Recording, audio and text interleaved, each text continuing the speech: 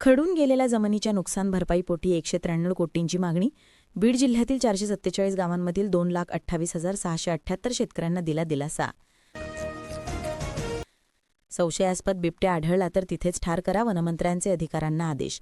मृतांच्या कुटुंबियांची घेतली सांत्वन भेट. घटलेल्या घटना अत्यंत दुर्दैवी असल्याचे सांगत भविष्यात अशा घटना घडू नयेत यासाठी यंत्रणा सतर्क ठेवा.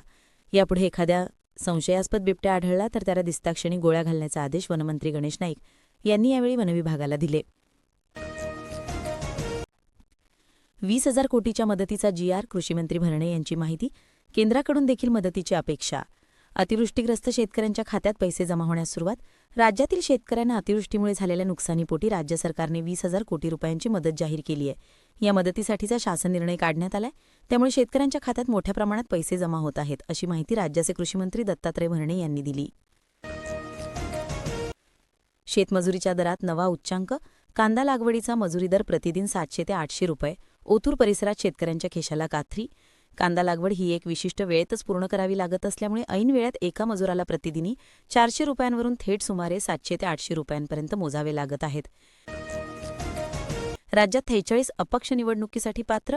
पिपाण्या चिन्ह हटवले. तुतारी आणि मशाल चिन्हांचा समावेश.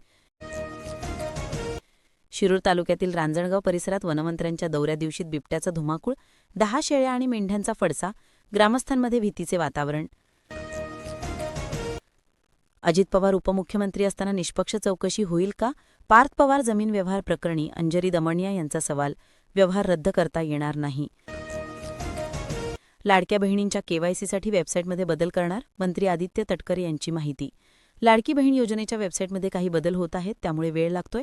ज्या महिलेचा पती आणि वडील नाही अशांसाठी महिलांसाठी लाडकी बहीण योजना या वेबसाईटमध्ये बदल करण्यात येणार आहे. लाभार्थी ज्या महिला आहेत त्यांना अनुदान मिळणार. कृषी विभागाकडे निधीचा दुष्काळ. प्रलंबित योजनांचे 12,000